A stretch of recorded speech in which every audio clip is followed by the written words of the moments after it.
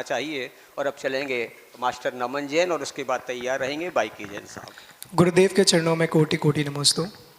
गुरुदेव, मेरा प्रश्न करियर से रिलेटेड है। करियर बनाने की कोई सीमा होनी चाहिए क्या? ये प्रश्न मेरे दिमाग में इसलिए आया, जो बच्चे विदेशों में जॉब कर रहे हैं उनके जो माता पिता हैं वो बहुत गौरवान्वित होते हैं कि मेरे बच्चे विदेश में हैं। तो उनका गौरवान्वित ये जानते हुए कि जब उनको ज़रूरत होगी उनकी तो वो टाइम पर नहीं आ पाएंगे। तो ये गौरव करने का विषय है कि ये गौरव करना बिल्कुल गलत है, ये गौरवान्वित होने वाली बात नहीं है? नमोस्तु। किसी भी चीज़ के निर्धारण में प्राथमिकताएं बहुत बड़ा रोल प्ले करती हैं। आपने प्रायोरिटीज किन चीज़ों को दी है? अब जैसे मान लो कोई टेररिस्ट है और टेररिस्ट के बीच में ही रहता है, तो अब उनमें भी आपस में बहुत कंपटीशन चलता है कि कितना बड़ा वो टेररिस्ट है, कितना अधिक टेररिज्म फैला सकता है।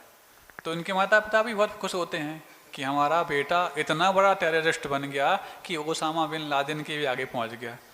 तो उनके गौरवान्वित हो जाने मात्र से और उस परिकर में रहने मात्र से तुमने अपने आप को किसी सिद्धहस्त बना लिया हो, तो हर क्षेत्र के अपने अपने सिद्धहस्त होते हैं। अब यदि आपने कैरियर को सिर्फ इतना ही माना कि बाकी सारे सिद्धांत दाव पे लग जाएं, लेकिन अर्थ और फेम ये दोनों हमारे लिए मिलते रहें, तब तो बच्चों से बेटा क्या बनना है, कलेक्टर, स्पेस साइंटिस्ट, ये तमाम चीज़ें जिस समय बच्चे को ना स्पेस पता ना साइंस पता, उस समय भी बच्चों के दिमाग में यही भरा जाता। और जब वो उस दिमाग से भरे हुए होते हैं तो दूसरों के बनाए हुए लक्ष्यों को जी रहे होते हैं। और जब दूसरों के बनाए हुए लक्ष्यों को जीते जी यदि मान लो इत्तेफाक से वो उसमें सफल हो जाते हैं, तो माता पिता हमने ये लक्ष्य बनाया था इस चीज़ से खुश हो रहे हैं, जबकि भूल जाते हैं कि लक्ष्य हमने वो बना लिया जो अपने लिए आत्मघाती हो गया। ऐसे आत्मघाती लक्ष्य जो दूसरों के बनाए हुए और दूसरों के दिखाए हुए जिन पर हम जी रहे होते हैं, आज तक संसार इस भ्रमण के कारण पश्चाताप कर रहा है। अब हमें लगता है किसी बड़ी कंपनी में जाकर के और जॉब करने के बाद ही उनको गौरव होता है। तो उन माता पिताओं को तो चाहिए ये था कि जब तक बच्चे तुम्हारे पास थे, जब तक वो सेवा पाने के अधिकारी थे, आपके पास रहे, और जैसे सेवा देने लायक हुए वो बड़ी कंपनी में पहुंच गए या किसी कंट्री में पहुंच गए। तो उन माता पिताओं को तो बहुत अच्छा ये करना चाहिए था, कम मेहनत में बात बन जाती। बच्चों को जन्म देते ही कंपनी के बाहर छोड़ आते और बोल देते इसको पालो भी तुम और सेवा भी तुम लो। ऐसा क्या कि पालें तो हम, लेकिन जब वो सेवा करने लायक हो जाए तो सेवा करे तुम्हारी। इन मूर्ख माता पिताओं से और क्या कहा जाए। और अपनी मूर्खता पर और मूर्खों के बीच में मूर्ख शिरोमणि बनने पर कोई गौरवान्वित हो, तो इससे हो सकते हैं कोई किसी को मनाही तो है नहीं है गौरवान्वित होने की। इससे तो अच्छा है मूर्खों के सरदार बनने की अपेक्षा विद्वानों के शत्रु भी बनना श्रेयस्कर है।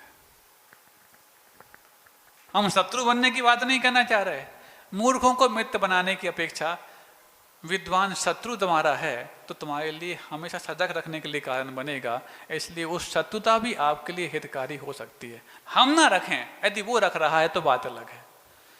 तो ये सब कुछ आपकी प्राथमिकताओं पर, आपका क्राइटेरिया क्या है, आपकी पैरामीटर्स क्या हैं, इस पर डिपेंड करती हैं। और आपने यदि उसी टाइप के पैरामीटर्स बनाए हैं तो फिर आपको कोई अच्छा लगेगा, कोई गौरव बनाएगा।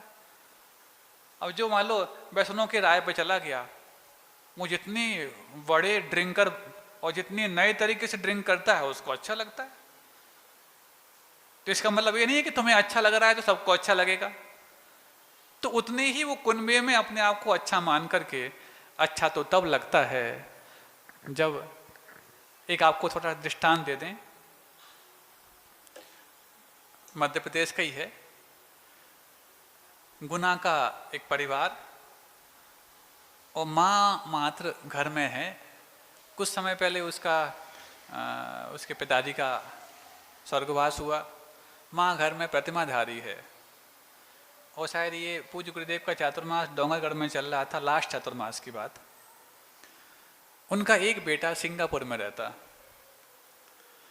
और मातृभक्त है, लेकिन चूंकि क्या करे, परिवार और तमाम तरह की, चूंकि अब वो हम बातें बताना नहीं चाहेंगे, मजबूरी कह लो, सिंगापुर में रहने की मजबूरी।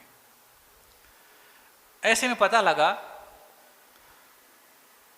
कि माँ पूज्य गुरुदेव के पास अपनी कुछ और भी जो कुछ भी समाज की जो महिलाएं हैं उनके साथ चौका लेके जा रही है डोंगरगढ़। तो सुनो, सिर्फ महिलाएं चौका लेकर के डोंगरगढ़ जा रही हैं। गुना से डोंगरगढ़ पास तो नहीं, काफ़ी दूर है। तो सिंगापुर से भारत सिर्फ इसीलिए आया कि माँ को सकुशल गुना से डोंगरगढ़ तक भेज पाए।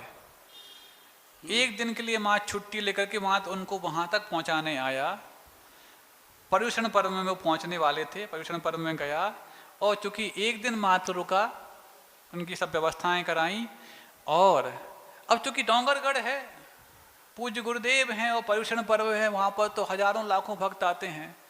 लेकिन एक बेटे की अपने माँ के प्रति कर्तव्यों की वो पूर्ण प्रस्तुति देखिए कि जहाँ पर बड़े बड़े श्रेष्ठियों को भी पर्यूषण पर्व में मौका नहीं मिल पाता, लेकिन एक बच्चे के निर्मल परिणाम का प्रभाव ये रहा कि 5वें दिन पर्यूषण के दिन उसकी माँ के यहाँ गुरुदेव का पड़गान मिल गया। बहुत अब वो नहीं है यहाँ पर, वो सिंगापुर में जैसे उसको पता लगा, उसने ये अफसोस नहीं किया कि मैं नहीं दे पाया, लेकिन खुशी जाहिर की, कम से कम मैंने एक नेक काम तो कर लिया।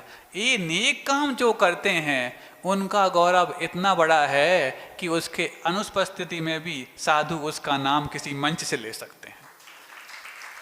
लेकिन किसी भी विदेश में पढ़ने वाले का, विदेश में जॉब करने वाले का दिखाएं तब तो गौरव है, नहीं है तो बहुत सारे गोबर होते हैं।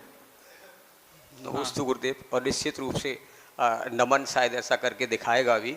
और अब चलते हैं श्री बाईके जैन साहब और उसके बाद तैयार रहेंगे।